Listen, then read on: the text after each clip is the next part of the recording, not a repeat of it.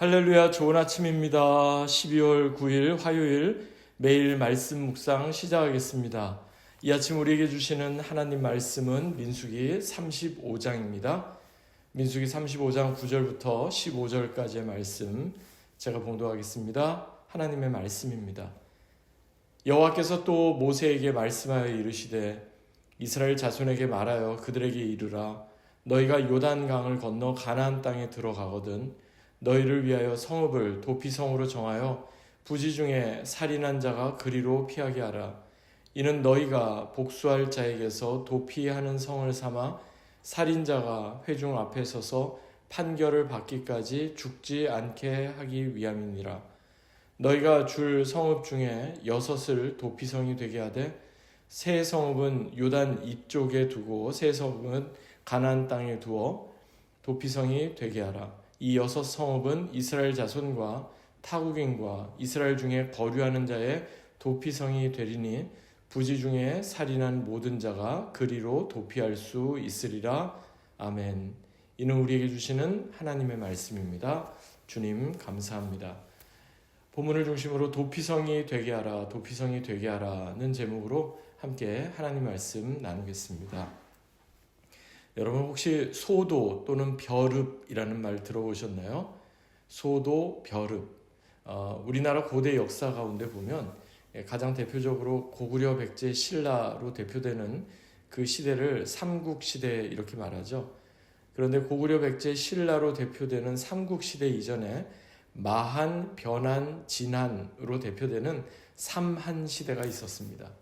그 삼한시대에 소도 또는 벼릅이라고 불렸던 아주 특별한 장소가 있었는데요. 여기에는 입구에 소리나는 북과 방울을 매달아서 그 영역을 표시했다 이렇게 역사에 전해지고 있습니다.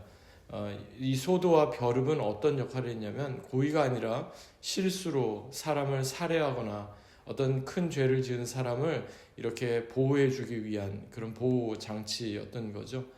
어떻게 보면 오늘 본문에 나오는 도피성도 이것과 아주 유사하다고 볼 수 있는데요. 먼저 본문이 시작되는 9절부터 11절까지 말씀 보면 이렇게 말씀합니다. 여호와께서 또 모세에게 말씀하여 이르시되 이스라엘 자손에게 말하여 그들에게 이르라. 너희가 요단강을 건너 가나안 땅에 들어가거든 너희를 위하여 성읍을 도피성으로 정하여 부지 중에 살인한 자가 그리로 피하게 하라. 도피성.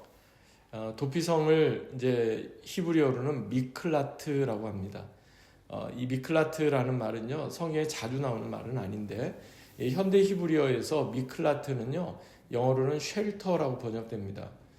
즉, 대피소 또는 방공호를 뜻하는 거죠.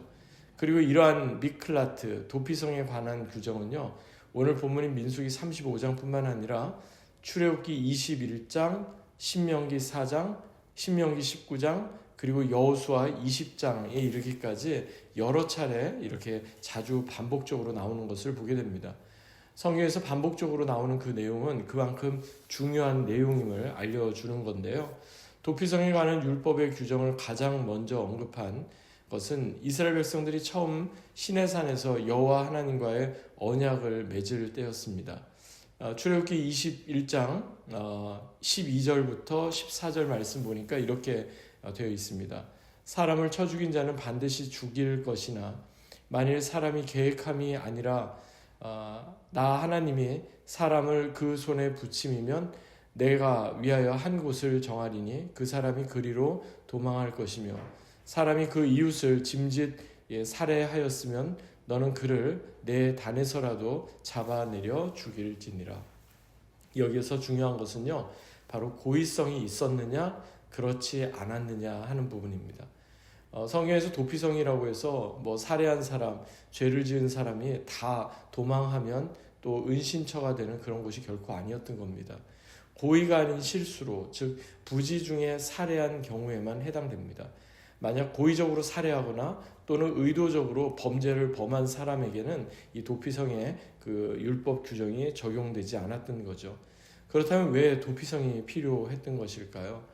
오늘날처럼 어떤 법 규정이 제대로 되어 있지 않았던 때는 어떤 잘못을 해도 그 잘못을 분별하는 것이 참 어려웠습니다.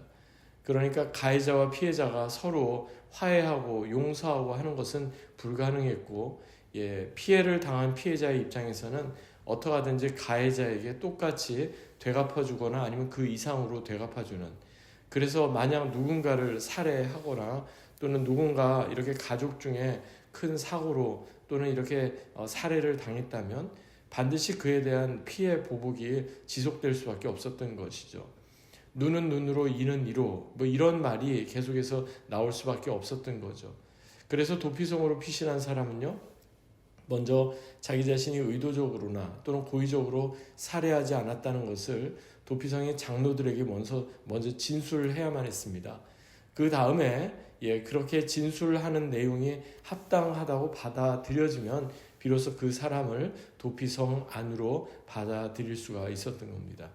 그런데 여기에 또 한 가지 특이한 사실은요, 이러한 도피성의 규정이 단지 이스라엘 백성들만을 위한 규정이 아니었다는 사실입니다. 이어지는 13절부터 15절 가운데 말씀을 보니까 이렇게 되어 있어요.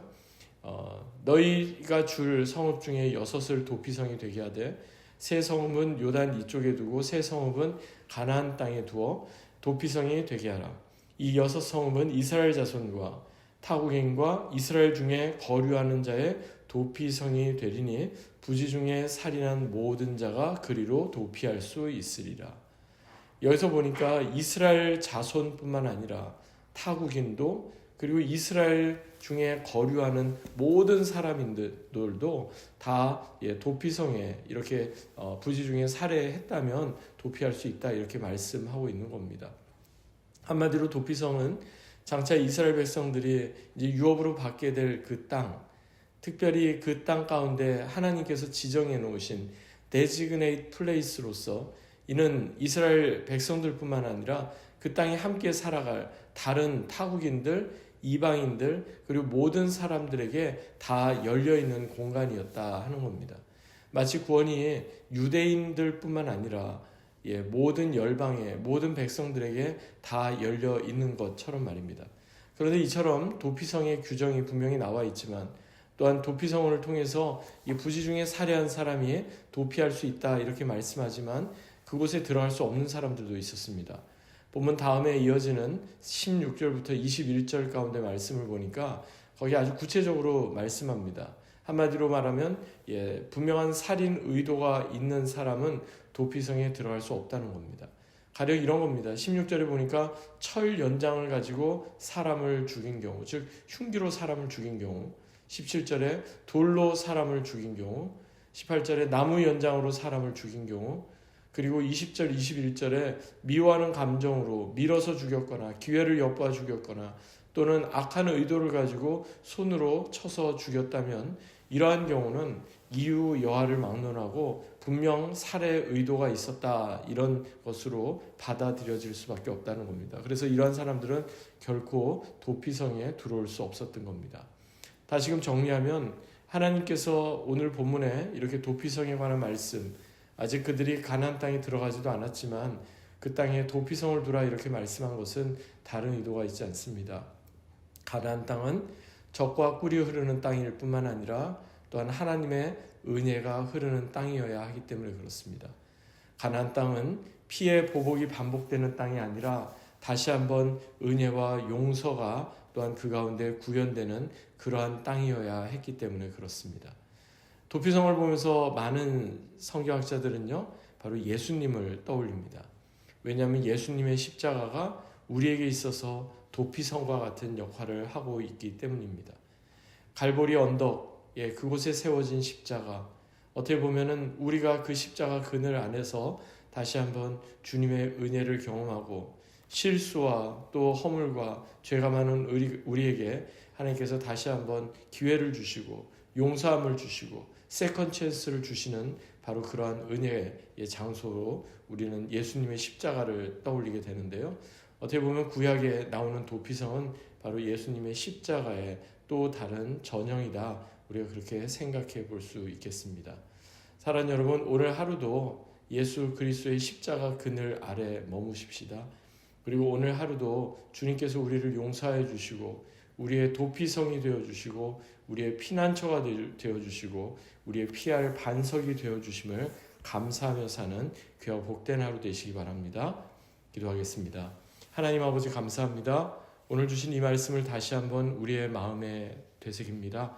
하나님의 은혜가 있는 바로 그 도피성, 다시금 우리에게 귀한 은혜를 주시는 그 도피성, 예수 그리스도의 놀라운 십자가를 오늘 하루 마음에 깊이 품고 기쁨으로 감사함으로 사는 귀하고 복된 하루가 되게 하여 주옵소서.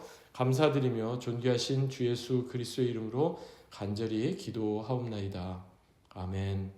오늘도 이 말씀 붙잡고 믿음으로 승리하시는 귀하고 복된 하루 되시기 바랍니다. 주님의 이름으로 축복합니다.